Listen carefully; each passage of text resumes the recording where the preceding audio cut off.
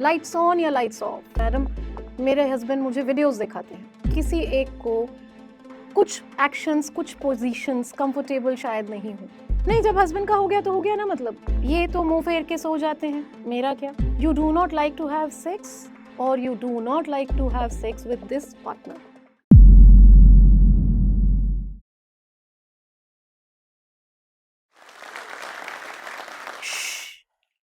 औरत हो के कैसी बात करती हो? शर्म नहीं आती? क्यों भाई, इसमें क्या है बताने का? तुम्हें थोड़ी कुछ करना है, तुम्हें तो बस लेटना है जाके, सब अपने आप हो जाता है, इसमें कोई बात करने की बात ही नहीं है। ऐसा किसने कहा है? मैंने सुना है बहुत दर्द होता है पहली बार। मुझे तो बहुत तकलीफ हुई थी। मैडम, 3 साल हो गई शादी को, अभी तक कुछ हुआ ही नहीं। बच्चे के लिए सब प्रेशर डाल रहे हैं, मैं क्या करूं? किसे बोलूं? जब से डिलीवरी हुई है मैडम, मेरा तो मन ही नहीं करता। मन ही हट गया है मेरा। हस्बैंड पास आते हैं तो दूर जाने को मन करता है। इतनी शिकायत करते हैं। तुम्हारा तो रोज का है, कितने बहाने हैं।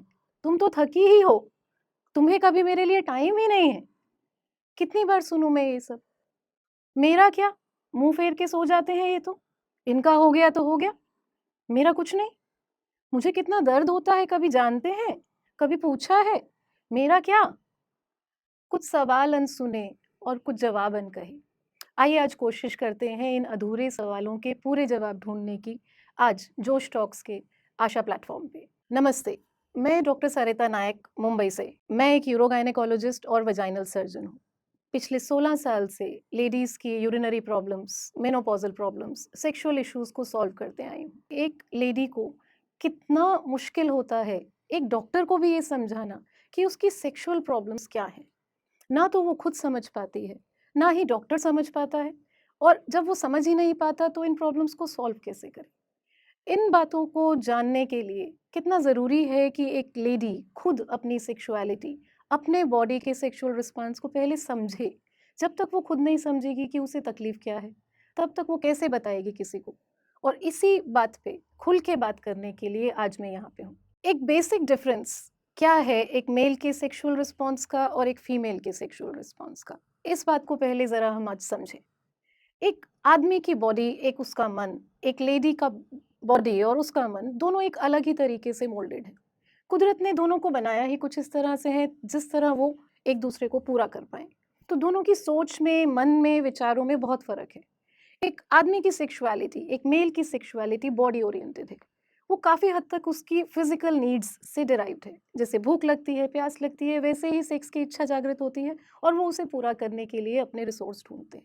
जबकि एक लेडी, एक फीमेल के लिए सेक्सुअल नीड्स उसकी इमोशनल नीड्स का एक्सटेंशन है। कोई भी लेडी जब तक एक आदमी के साथ, एक एक पार्टनर के साथ इमोशनली कनेक्टेड नहीं है, इमोशनली सेफ फील नहीं करती, तो वो फिजिकल कनेक्शन नहीं बना पाती।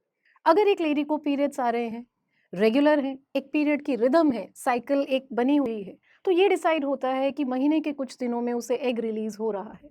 माने प्रकृति अंडादानी से अंडा रिलीज कर रही है। माने नेचर आपको बढ़ावा देगी कि आप एक रोमांटिक पार्टनर ढूंढो। एक लेडी जिसकी साइकिल्स रेगुलर हैं, बहुत नेचुरल है कि महीने के उन दिनों में 10वें दिन से 14वें दिन के बीच उसकी सेक्सुअल डिजायर बढ़ेगी। प्रकृति का काम है आपको उस तरफ धकेलना ताकि रिप्रोडक्शन हो।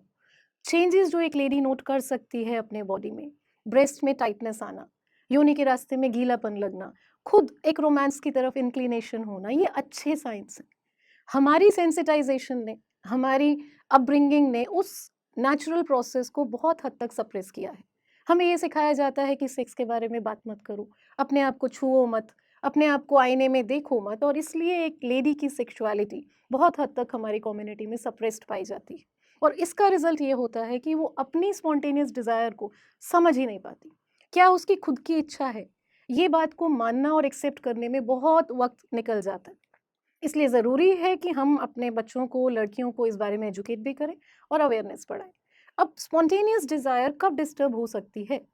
उम्र के कुछ पड़ाव ज़रूर ऐसे आएंगे जहाँ पे स्पॉन्टेनियस डिज़ायर नीचे जा सकती है, जैसे प्रेगनेंसी, जैसे डिलीवरी जब इतने सारे हार्मोनल चेंजेस हो रहे हैं, जैसे कंडीशंस लाइक पीसीओएस जब ओवरीज ठीक से काम नहीं कर रही, जैसे मेनोपॉज उम्र के साथ 50 के आसपास बहुत नॉर्मल है कि डिज़ायर पहले जितनी स्ट्रॉन्ग ना रहे।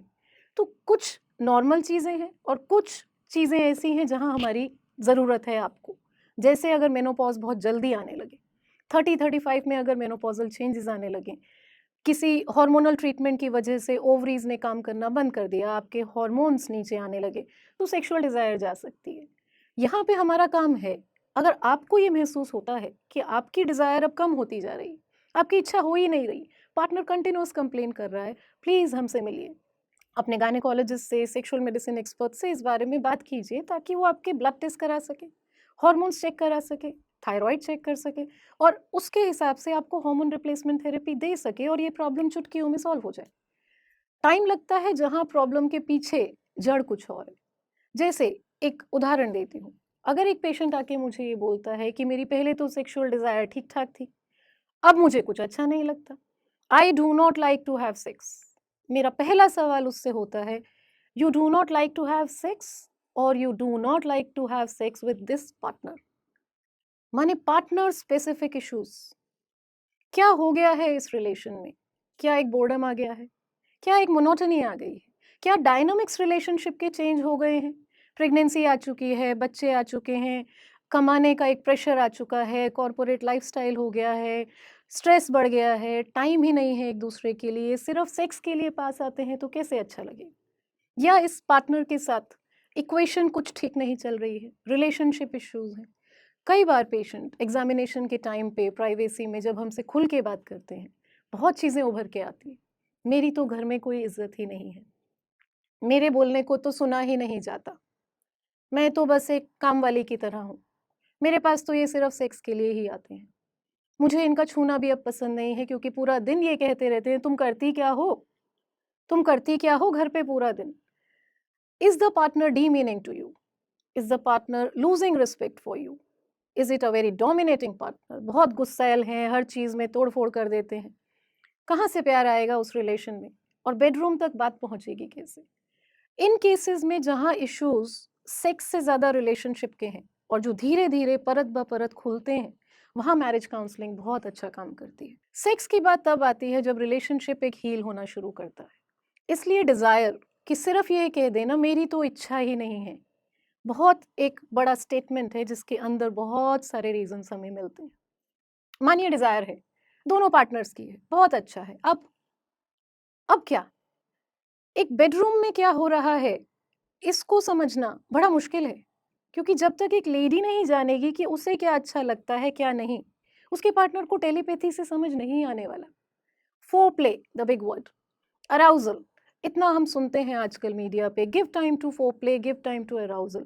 क्या है ये?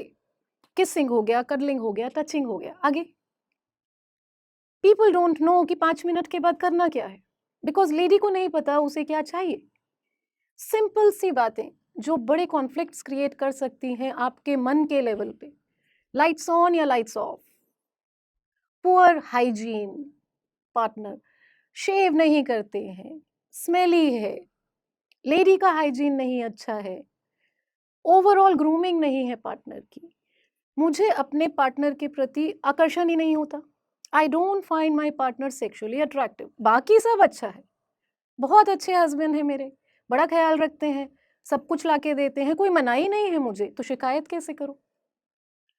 पर इन बेडरूम एक सेक्सुअल अट्रैक्शन नहीं है, नहीं आ पा रहा है, और कह भी नहीं पा रहे हैं कि आप अपनी हेल्थ का ध्यान नहीं रखते, आपकी शेप ऐसी है, आप ड्रिंक करके आते हो, मुंह से स्मोकिंग की स्मेल आती है, मुझे अच्छा नहीं लगता, और आप कह ये रहे हो कि मेरी इच्छा नहीं है। ये कन्वे करना एक नॉन अटैकिंग वे में, नॉन जजमेंटल वे में, कि अपने लिए नहीं हमारे लिए हमें कुछ चेंजेस करने की ज़रूरत है, ये फोर प्ले को एनकरेज करना है। अब इन चीज़ों में कुछ छोटे छोटे रूल्स जो मैं कहती हूँ या मैंने अपने 16 साल की प्रैक्टिस में बनाए हैं। रूल्स ऑफ फोर प्ले क्या है? Right time, right place, right person, right intention, safety, consent, boundaries, and above all respect. ये कुछ चीज़ें हैं जो इतनी मिसिंग हैं, जिनको हम विचार भी नहीं करते और समझना भी नहीं चाहते कि इनका क्या मतलब है। इतना डिस्कशन कौन करता है? पर डिस्कशन होना चाहिए। बहुत छोटा उदाहरण देती हूँ। एक पेशेंट आके मुझे बोलता है प्राइवेसी में कि मैडम, मेरे हस्बैंड मुझे वीडियोज़ दिखाते हैं और मुझे अच्छा नहीं लगता। फिर जो वो उसमें हो रहा है वो मुझे करने बोलते हैं। मुझे ये सब नहीं पसंद। वो कहना चाह रही है कि मुझे आपसे लगाव है, प्यार है, मुझे अट्रैक्शन है, पर मुझे ये सब करने मत बोलो। जबकि हस्बैंड कह रहा है, "ये तो सब करते हैं, इसमें तुम्हें क्या तकलीफ है? बाकी तो बोरिंग हो गया है।" और इस कॉन्फ्लिक्ट में वैल्यूज़ क्लैश हो रहे हैं। बड़ी सीधी-सादी रिलीजियस सी एक वाइफ़ है और एक ये बड़ा हस्बैंड का एक नीड बनता जा रहा है, कैसे फुलफ़िल होगा? जब तक एक काउंसलर उस प्रिडिक्शन को ब्रेक नहीं कराएगा।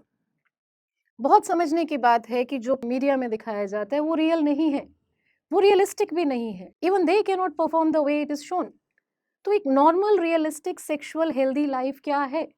ये जानने और समझने के लिए बहुत ज़रूरी है कि एक्सटर्नल इन्फ्लुएंसेस बंद हों। तो ये बाउंड्रीज़ रखना, रिस्पेक्ट रखना कि मेरे पार्टनर को कंफर्टेबल नहीं है, ये कौन समझाएगा? वो वाइफ बोलना भी चाहे तो नहीं बोल सकती। ये ज़रूरी है कि एक मीडिएटर उस चीज़ को बड़े न्यूट्रल तरीके से रखे कि ये डैमेज कर रहा है आपके सेक्स लाइफ को, और ज़रूरी है। इसी तरह ये रिस्पेक्ट करना कि किसी एक को कुछ एक्शंस, कुछ पोज़ीशंस कंफर्टेबल शायद नहीं हो, फ़ोर्स करना नहीं है।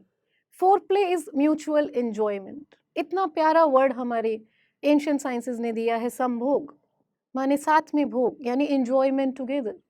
You enjoy together and there is oneness in togetherness. This is what is sex all about. So this is about foreplay where there is lot of respect, lot of giving love rather than just asking for कि मेरे लिए ये करो, मुझे ये दो, मुझे ऐसे चाहिए, से ज़्यादा है कि मैं उस इंटीमेट मोमेंट में अपने पार्टनर को दे क्या सकता हूँ।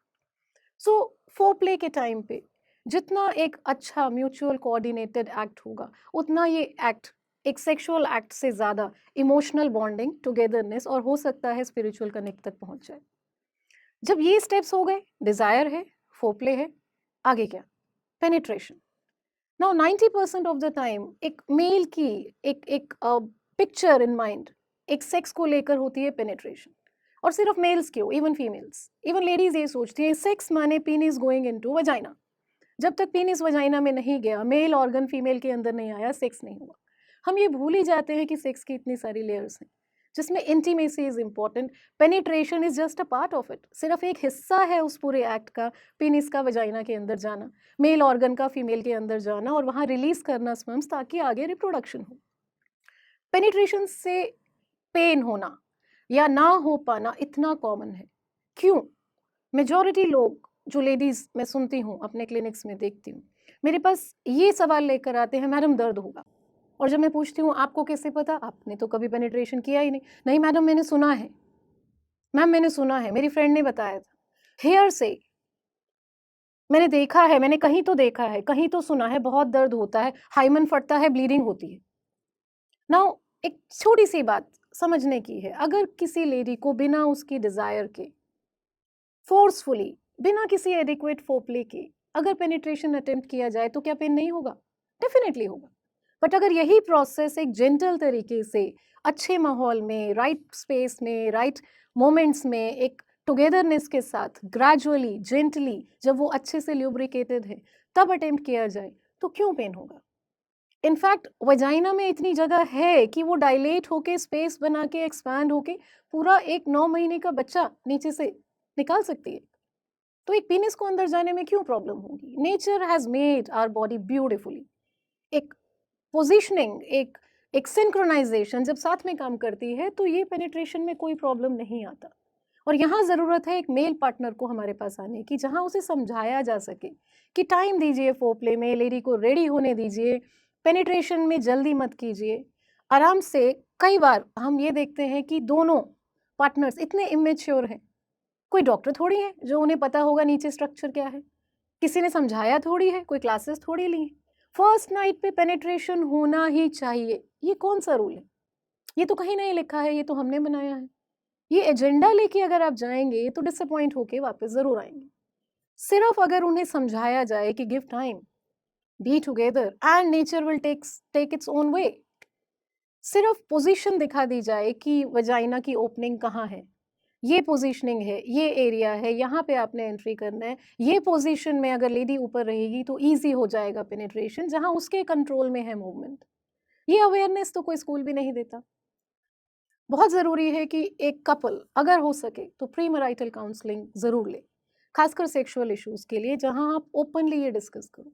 हम देखते हैं अरेंज मैरिजेस हो रही हैं, लोग मिल रहे हैं, 2-4 मीटिंग हुई, घूमना फिरना हुआ, आज शादी को 3 साल हो गए, सब अच्छा है, पर सेक्सुअल रिलेशन नहीं हो पा रहा क्योंकि ओपन डिस्कशन सेक्सुअल प्रेफरेंसेस पे हुआ ही नहीं, टाइम मिला ही नहीं। एक्सपेक्टेशन ये आज शादी हुई है, बस अगले दिन फर्स्ट नाइट के बाद सेक्स हो जाएगा और साल भर में हमें गुड न्यूज़ मिल जाएगी, जो नहीं होगा। सो इट इज़ इम्पॉर्टेंट कि पेनिट्रेशन को टाइम दिया जाए, समझा जाए। पेनिट्रेशन फोबिया 70% केसेस में होता है, जो इवेंचुअली जब काउंसलिंग से हम बात करते हैं, एजुकेशन देते हैं, अवेयरनेस लाते हैं, मेजॉरिटी केसेस में सक्सेस रेट हमारे क्लिनिक का मोर देन 90% है। पेनिट्रेशन हो गया, अब बात आती है that main x point, climax, orgasm. ना ऑर्गेज्म का पोर्ट्रेयल इतना मिसलीडिंग है मीडिया में, the way Netflix shows it, the way OTT platform shows it, that's not real. Prolonged orgasms, exaggerated sounds, that doesn't happen like this. इस तरह से orgasm नहीं होता। 60% of women fake orgasms. ये मैं नहीं कहती, ये डाटा और रिसर्च कहता है।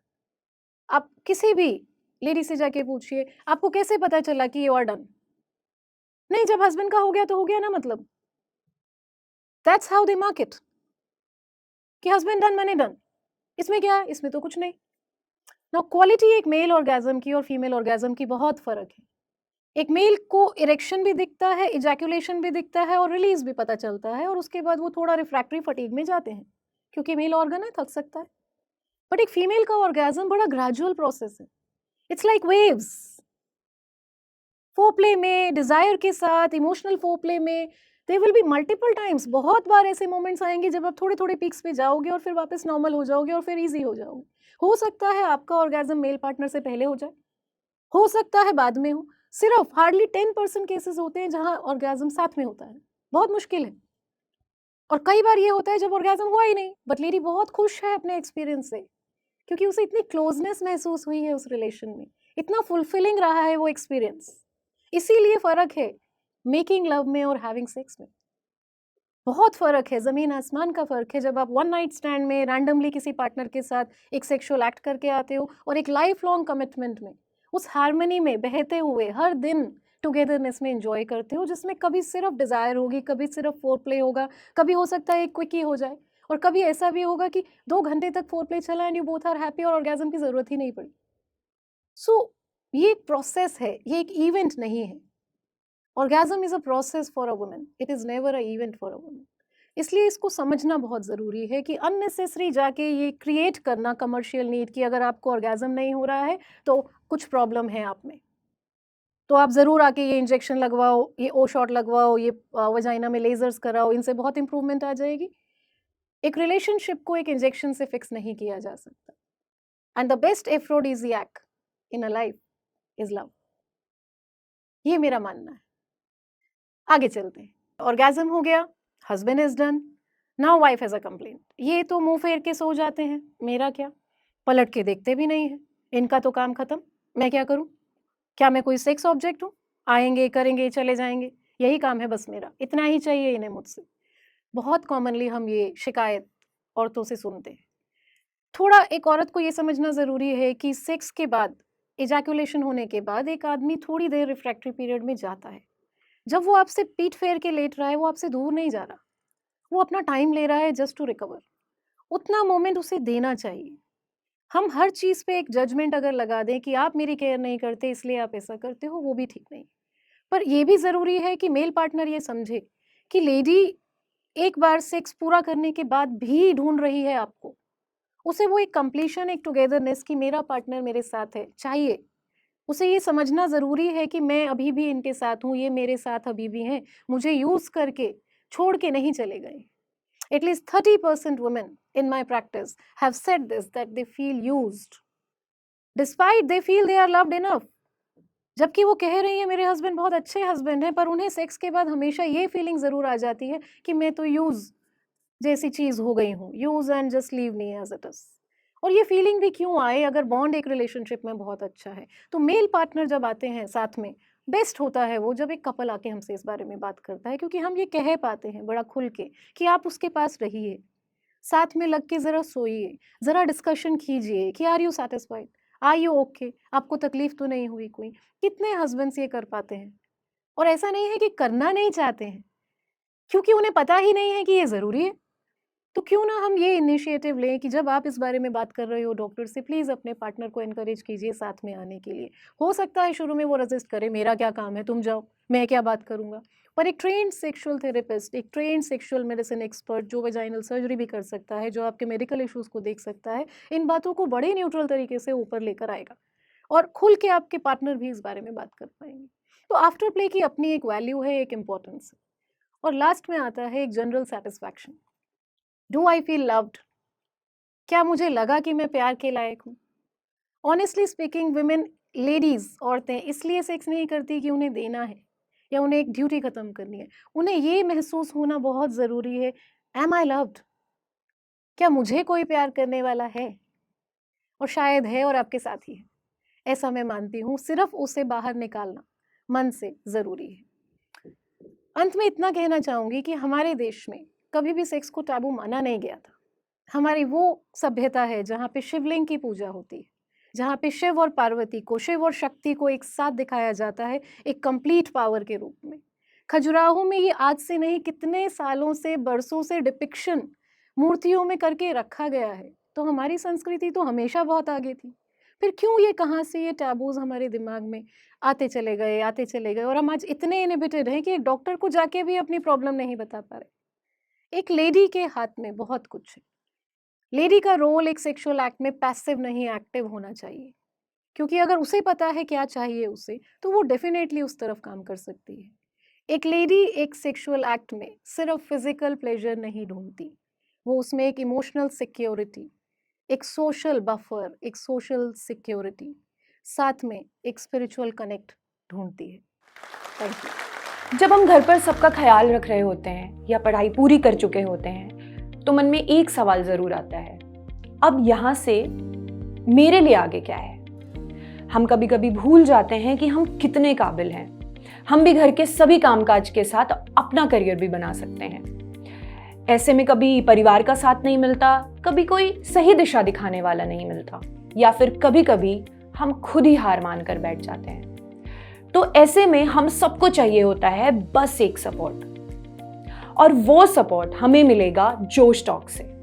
जोश टॉक्स, जॉब्स फॉर वुमेन एक ऐसा प्रोग्राम है जिसमें हमें एक्सपर्ट ट्रेनिंग, मेंटोरशिप, हमारी जैसी और औरतों का सपोर्ट मिलेगा, जिससे हम सब मिलकर आगे बढ़ेंगे। यहाँ हमें एक्सपर्ट्स ऐसे गाइड करेंगे जैसे हमारी बड़ी बहन हो। इसके लिए हमें बस एक फॉर्म भरना है, जो कि डिस्क्रिप्शन और पिन कमेंट में डाल दिया गया है। चलिए साथ मिलकर आपके सपनों की नौकरी को हासिल करने की दिशा में पहला कदम उठाते हैं। चाहे आप आर्थिक रूप से आत्मनिर्भर बनना चाहती हो या फिर नए स्किल सीखना चाहती हो, जोश टॉक्स की टीम आपकी मदद के लिए यहाँ है।